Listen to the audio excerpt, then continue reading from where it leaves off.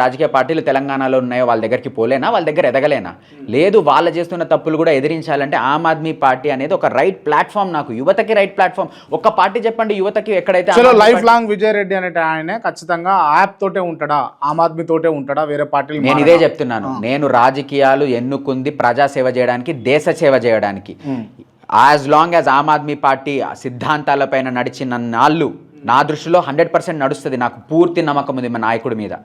సిద్ధాంతాలపైన నడిచిన నాళ్ళు, నాకు నమ్మకం ఉన్న నాళ్ళు నేను ఆమ్ ఆద్మీ పార్టీతోనే నడుస్తాను. ఆమ్ ఆద్మీ నమ్మకం పోయిన రోజు సిద్ధాంతాలు అన్ని కూడా గంగలో కలిసిన రోజు ఏం చేస్తారు మీరు? సిద్ధాంతాలు గంగలో కలవవు.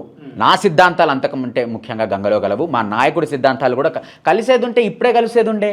ఎంత వేధించారండి వాళ్ళు, జైల్లో పెట్టి ఎన్నేళ్ళు వేధించారని మనీష్ సిసోడియా అని, అరవింద్ కేజ్రీవాల్ వీరందరిపైన కేసులు పెట్టి ఒక్కసారన్నా లిక్కర్ స్కామ్ చేసిన తర్వాత వేధించుడు ఏంటండి నాకు అర్థం. ఇప్పుడు నేను అంటానండి, అభియోగం మోపుతాను, మీరు స్కామ్ చేశారని అన్నంత మాత్రాన అయిపోతుందా?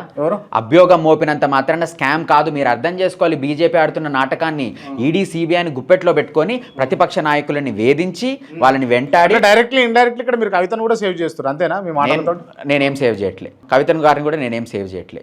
ఎవరు అసలు నిజంగానే తప్పు జరిగి ఉంటే ఈడీ సిబిఐకి దమ్ము లేదా? ఈడీ సిబిఐ ఆఫీసర్లు చదువుకోలేదా? వాళ్ళకు ఉద్యోగం రాదా? అరే నిరూపించండి బై. ఎన్నేళ్ళ సందు ఉన్నారు మీరు, ఎన్నేళ్ళ సందు నడుపుతారు ఇన్వెస్టిగేషన్? ఇదేమన్నా మీరేమన్నా భూగోళం అంతా తొవ్వి తీస్తున్నారా? ఫ్లైట్లు చదవాలి, ఏడికేడికి డబ్బు ట్రాన్స్ఫర్ అయిందా, దొరికిందా, డబ్బు ఎవరి దగ్గర దొరికిందా ఉందా చూడాలి. ఆ మాత్రం చేయని వాళ్ళు మీరెందుకు అయ్యా ఐఏఎస్లు ఐపీఎస్లు పోయి మోడీ అమిత్ షా పక్కన కూర్చొని వాళ్ళకి చాకరీ చేస్తున్నారు? వాళ్ళు రుజువు చేయలేరు, వాళ్ళ వల్ల కాదు.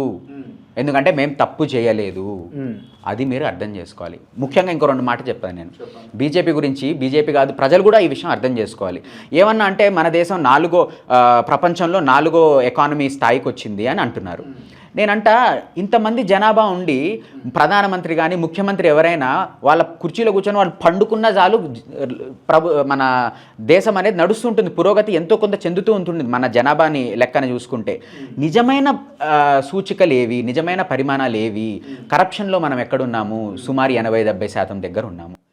ఆకలి దగ్గర ఎక్కడున్నాము? 100 దాటేసాం. మన స్థాయి ప్రపంచవ్యాప్తంగా మన స్థాయి 100 దాటేసింది. 4 అని మనము ఎకనామికంగా ఆర్థికంగా మీరు చెప్పుకుంటున్నారు, కానీ ప్రెస్ ఫ్రీడమ్ ఇండెక్స్లో 162.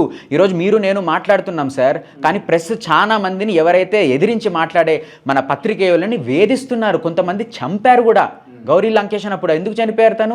ఈ విధంగానే ఎంతో మందిని. ప్రెస్కి ఫ్రీడమ్ లేదు, ప్రశ్నించేదానికి ఫ్రీడమ్ లేదు మన కంట్రీలో. అది నేను చెప్పట్లేదు, ప్రెస్ ఫ్రీడమ్ ఇండెక్స్ చెప్తుంది. హ్యాపీనెస్ ఇండెక్స్, సంతోషంగా ఎంతమంది ఉన్నారు ఈ దేశంలో అన్న దాని దగ్గర కూడా మనం 140 స్థానంలో ఉన్నాం మనం.